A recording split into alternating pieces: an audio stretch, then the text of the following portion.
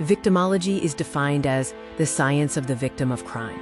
It involves the scientific study of the extent, nature, and causes of criminal victimization, its consequences for those involved, and the reactions of society.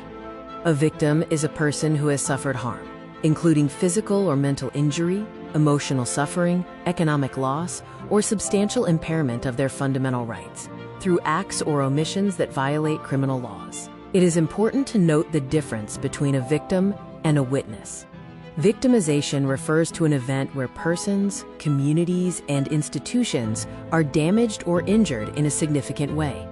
Those impacted by these events suffer a violation of rights or a significant disruption of their well-being.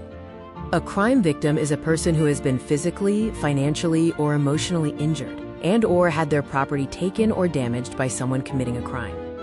This term is also shortened to Crimic. Victimogenesis refers to the origin or cause of a victimization.